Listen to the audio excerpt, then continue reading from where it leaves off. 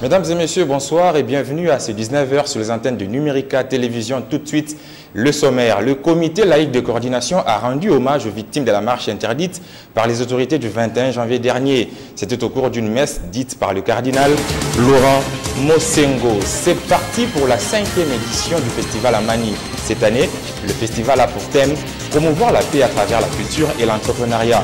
Il fallait plus, merci de nous continuer à nous faire confiance. Vous avez et vous aurez toujours raison. Commençons par cette nouvelle. 89 morts, dont 83 rebelles et 6 soldats de l'armée nationale. C'est le bilan de l'offensive lancée par les FARDC contre les chefs rebelles Yakutumba dans les secteurs opérationnels Sokola 2 au sud de la province du Sud Kivu. Ces chiffres ont été publiés hier jeudi par les commandants des FARDC, le général Philémon Yav, qui a à cet effet présenté 90 des 120 miliciens capturés. Retour à Kinshasa où une messe d'action de grâce a été dite ce vendredi en mémoire des victimes de la marche interdite du 21 janvier dernier. Dans son homélie, l'officiant du jour a encouragé les initiatives du comité laïque de coordination et a exhorté ce dernier à entreprendre d'autres initiatives. C'était en la cathédrale Notre-Dame du Congo en présence de quelques personnalités politiques. Félix Ilunga pour le reportage. C'est un silence plat dans l'église. Devant l'autel sont exposées 5 photos des victimes de la marche du 21 janvier dernier à l'initiative du comité des laïcs de coordination en vue d'exiger l'application intégrale de l'accord de la Saint-Sylvestre. Dans son homélie, l'officiant du jour a encouragé le CLC qui milite pour un Congo nouveau. Notre mission est d'apporter de la lumière à travers tout le pays, a dit l'abbé François Luyeye. Une présence remarquable, c'est celle du professeur Thierry Landou, porte-parole du CLC, mais aussi de quelques opposants. Pour la secrétaire générale du MLC, la Constitution tire son soubassement des 10 commandements de la Bible. Nous sommes un pays laïque, c'est vrai, mais c'est un pays croyant. Alors, lorsqu'on dit que toute autorité vient de Dieu, eh bien, c'est vrai, l'autorité vient de Dieu. Donc, vous devez diriger le pays, gouverner suivant la volonté de Dieu, de celui-là même qui vous a donné cette autorité. Alors, la volonté de Dieu, ça se retrouve être codifié dans les 10 commandements. La Constitution, les lois viennent à partir des 10 commandements. À partir du moment où vous êtes en train de violer les 10 commandements, alors les prêtres, pour éviter que ces gouvernants-là qui ont reçu le pouvoir de Dieu de gouverner le pays, tombent justement dans cette sentence, on leur demande de pouvoir s'amender. La messe a été dite en présence du cardinal Laurent Mosengo, de quelques ambassadeurs en poste en République démocratique du Congo et de membres des familles des victimes. Le comité des laïcs de coordination envisage d'autres initiatives dans les tout prochains jours. Où se trouve exactement le pasteur David François Ekofo? Si à l'église du Christ au Congo, on était sans ces nouvelles selon un communiqué publié mercredi dernier à la mission des Nations Unies pour la stabilisation de la République démocratique du Congo, on signale que l'homme de Dieu a voyagé samedi dernier à bord d'un de ses avions pour la ville d'Entebbe, en Ouganda, sur demande de l'intéressé lui-même. Gloria Nteya et Jires Timanga pour les comptes rendus. L'anniversaire de la mort de Mosé Kabila et nous retenons.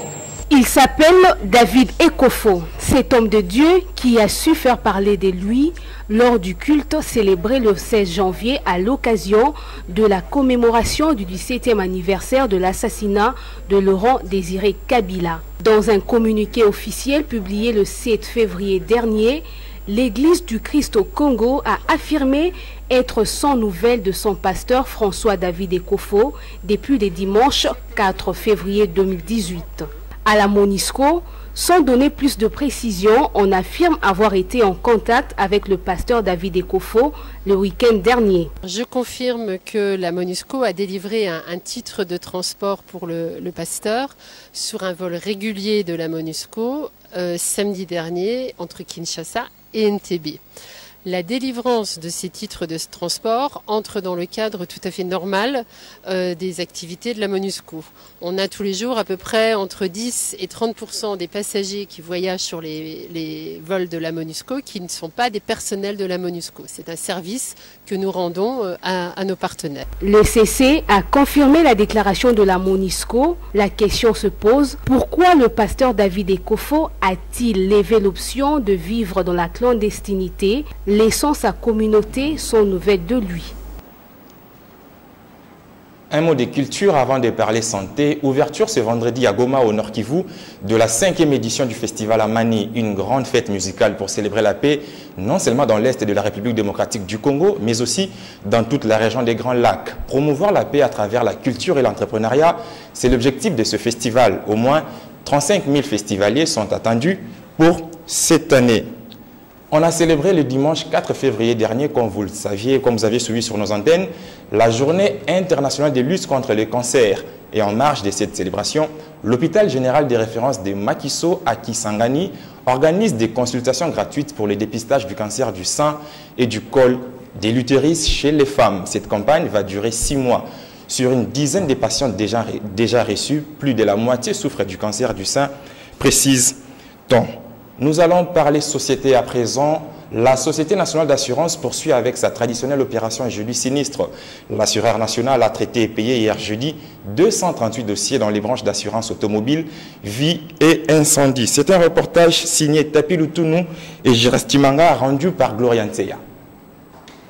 Pour cette deuxième opération jeudi sinistre du mois de février, 238 dossiers dans les branches d'assurance automobile, vie et incendie dans 20 des agences que compte la Société nationale d'assurance dans la capitale. À la direction générale, 91 dossiers ont été traités et payés, 15 dossiers à l'agence de Limete, 14 dossiers traités et payés à l'agence de la Gombe. Au même moment, à l'agence de l'Ansele Maluku, on a payé 13 dossiers. Également à l'agence du 30 juin, 8 victimes indemnisées à l'agence de Massina. Entre-temps, 7 victimes indemnisées dans chacune des agences d'Endjili et Sosimat. À l'agence de Sainte-Thérèse, l'assureur national a indemnisé 6 victimes. Pendant ce temps, dans chacune des agences de la Fikine, Wilri Kingabwa, Kitambo, Lemba et Ngaba, la SONAS a traité et payé 5 dossiers. 4 victimes indemnisées également dans chacune des agences du commerce, Kalamou, Kinsuka, Ngiringiri et Yolo. L'entreprise que dirige Carole Aguito Amela a traité et payé 3 dossiers dans chacune de ses agences, Libération et Ndolo, de victimes indemnisées dans chacune des agences de la DGI Gombe et Kassavubu. Enfin, un seul dossier traité et payé dans chacune des agences de Beach Ngobila, Kimbanteke et Mongafula. À la grande satisfaction des bénéficiaires qui ont remercié la directrice générale Carole Aguito Amela.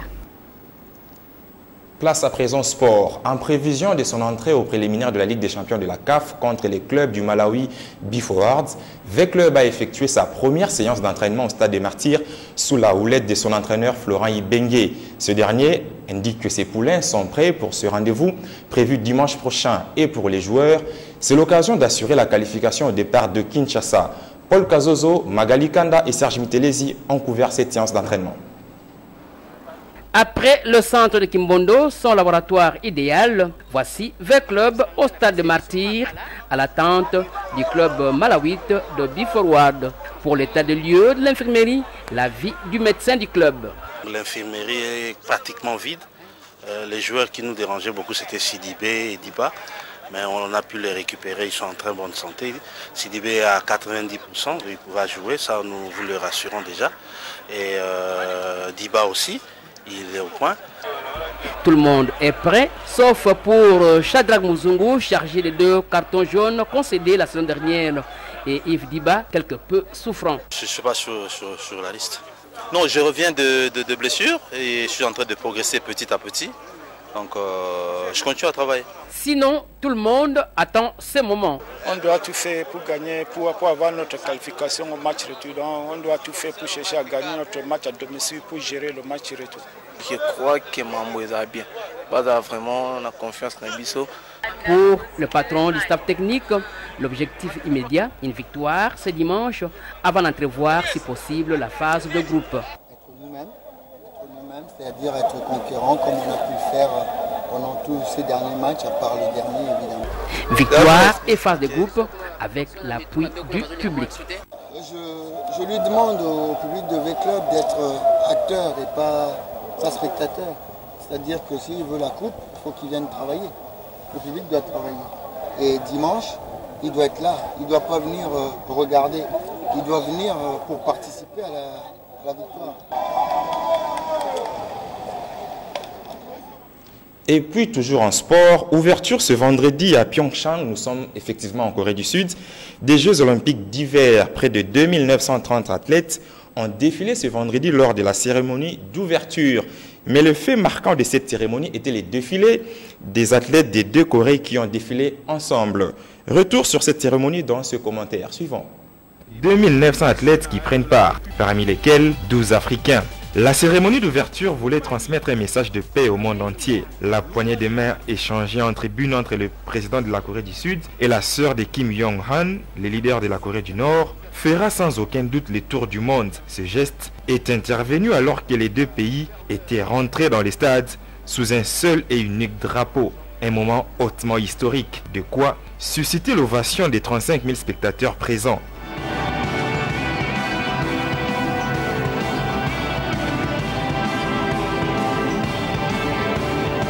Les États-Unis d'Amérique ont été représentés à cette cérémonie par son vice-président Mike Pence. 8 pays africains sont à lice à ces 23e Jeux olympiques d'hiver avec un total de 12 athlètes. C'est donc la première fois que l'Afrique soit représentée par 8 nations à ces Jeux. L'Érythrée et le Nigeria participent pour la première fois aux Jeux olympiques d'hiver. L'Afrique du Sud, le Ghana, le Kenya ou encore le Maroc sont bel et bien de la partie. Dans son discours, le président du CIO a salué le message de paix transmis au monde par la Corée du Nord et la Corée du Sud. Les Jeux olympiques d'hiver 2018 vont se dérouler du 9 au 25 février 2018. South Africa. 남아프리카 공화국. Des très belles images, mais sans la République démocratique du Congo. En international, le porte-parole de l'armée égyptienne a annoncé ce vendredi le lancement d'une grande opération antiterroriste baptisée Sinaï 2018. Il a précisé que l'opération était globale et ne concernerait pas uniquement la péninsule égyptienne, mais inclut d'autres régions du pays. Nous allons à présent suivre la revue de presse dans une sélection de Mouine Mouroubfel.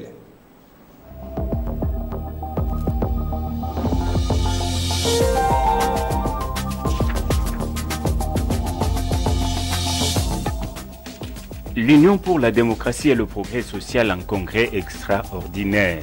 La République rapporte que ces assises annoncées du 26 au 27 février prochain à Kinshasa auront pour but d'élire le nouveau président du parti. Et pour rompre avec la vacance longtemps constatée à la tête de l'UDPS, le courrier de Kinshasa révèle qu'au moins 617 délégués du parti sont attendus à ce forum en plus des 100 invités.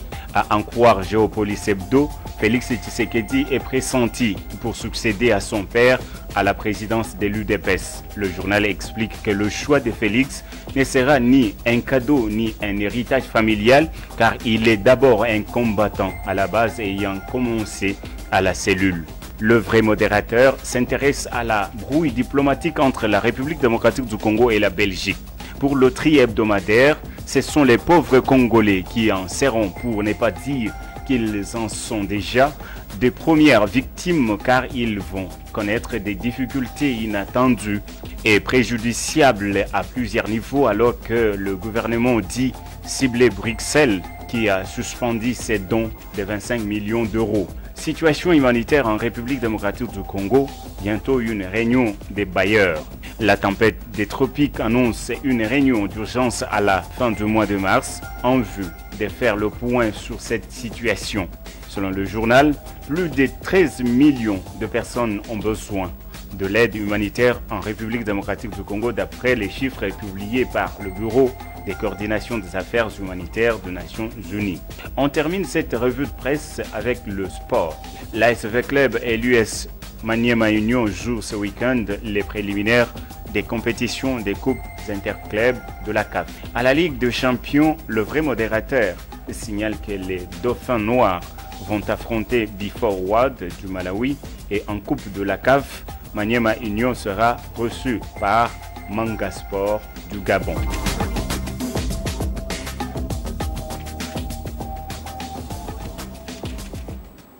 La revue de presse a plutôt été sélectionnée par Tapi Lutonou et rendue par Félix Ilunga. C'est par ici que prend fin ce journal. Merci de nous suivre sur notre page Facebook Numérica TV officielle.